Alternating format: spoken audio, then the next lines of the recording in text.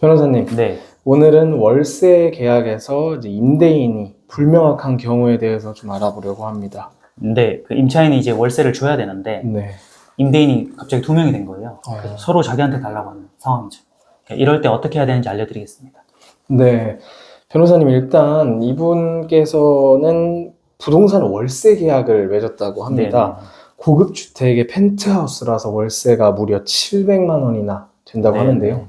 2년 계약을 맺고 꼬박꼬박 뭐 잘 내고 있었는데, 그런데 얼마 전에 이제 임대인이 바뀌었다고 주장하는 사람이 나타나서 네네. 뭐 앞으로는 내 계좌로 네. 보내면 된다, 뭐 이렇게 말씀을 한다고 하는데, 네네. 누군지도 모르는데 이거 어떻게 해야 되나요? 계약서에 보통 계좌번호를 쓰잖아요. 네. 그래서 그동안에 아마 냈을 거예요. 근데 갑자기 뭐 계좌번호가 바뀌었다든지 새로운 사람이 와가지고 나한테 달라고 하면 된다 이렇게 할 수 있거든요. 네. 근데 보통 예상해 볼 수 있는 건 두 가지 정도 돼요. 가족 간의 분쟁이 일어나는 경우. 뭐 이럴 때 이혼을 했다든지 원래 배우자가 받다가 남편이 받아야 된다든지 네. 그런 게 있을 수도 있고, 아니면 법인이나 기업 같은 경우는 사업상 경영상 문제가 있을 수도 있어요. 그래서 자기들끼리 싸우니까 돈을 서로 받으려고 하는 건데 월세도 비싸니까 네. 이럴 때는 상황 파악을 먼저 해야 돼요.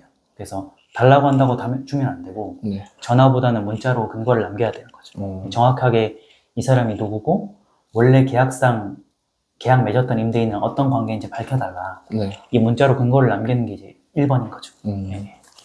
그럼 현 임대인은 뭐 나한테 주면 된다 이렇게 얘기하고, 새로 나타난 사람도 아니 나한테 달라 네. 이런 식으로 둘 다 의견이 다르다면 네.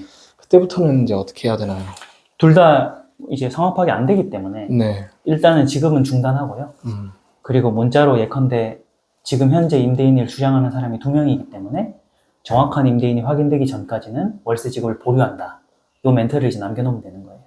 그렇게 한번 남겨놓고 그 다음에 뭐 저희 변호사 통해서 하던 내용 증명을 똑같은 멘트로 한번 보내는 거. 네. 그렇게 보내놓으면 이제 우리가 할 일을 일단은 다 한 거거든요. 그 다음 절차가 그겁니다. 그럼 현 임대인은 또 이렇게 주장할 수가 있을 것 같습니다. 계약서상 명의자가 일단 자신이니까 네네. 새로운 사람 말 듣지 말고 네. 나에게 입금을 해라. 네. 뭐 이런 식으로 얘기를 한다면 사실 계약서에 기재가 되어 있는 건 맞으니까 그냥 지급하면 안 되나요? 그 부분한테. 근데 그렇게 하면은 2번 또 내야 될 수도 있어요. 그러니까 둘이 서로 싸우고 있는 사람이거나 모르는 사람인데 네. 한 명한테 줘버리면 다른 사람이 소송이 들어왔을 때 그 사람은 또 줘야 되거든요. 그러면 또 이제 구상권 청구를 해야 되면 복잡하니까 네. 그럴 때는 일단은 보류하는 거예요. 그리고 그 나한테 700만 원의 월세를 받을 수 있는 사람이 채권자잖아요. 네. 그 사람의 채권자가 또 있을 수 있거든요. 그러면 그 사람의 채권자는 이 채권을 압류해 놓는 거예요.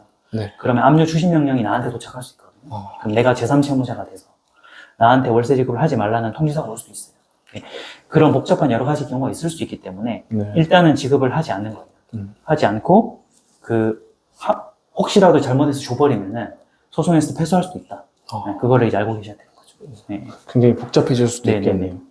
변호사님, 그러면 채권자가 이렇게 불명확할 때 월세 지급을 보류를 만약에 한다면 이것 때문에 향후에 뭐 월세 연체로 인한 피해 같은 건 없을까요? 뭐 계약을 해지당한다거나 이런 것들이요? 원래 주택은 2번 이상 연체하면 해지 사유가 되긴 되는데 네. 그게 이제 상황이 정상적인 상황일 때를 뜻하는 거거든요. 그래서 제가 맨 처음에 문자를 남겨놓고 내용 증명을 보내라고 했는데 그 내용 안에 우리가 월세를 지급하지 못한 이유를 밝혔잖아요. 네. 정확하게 임대인이 밝혀질 때까지만 임시적으로 보류한다. 이런 멘트를 근거 자료로 활용하면 설령 나중에 이 사람들이 제대로 임대인이 확인돼서 그때 예전에 2번 이상 연체했으니까 해지하겠다라고 해도 네. 방어가 되는 거죠. 왜냐면 내가 고의적으로 연체한 게 아니니까. 네. 그래서 아마 해지 사유를 가지고 법원에 소송이 생긴다 하더라도 문자나 내용 증명 같은 증거를 내면은 법원에서 이거를 계약 해지 사유로 보진 않아요.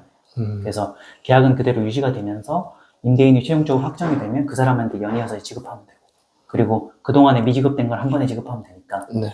정확한 임대인이 확인되기 전까지만 임시로 보류한다. 이렇게 이제 알고 계시면 되는 거죠. 네.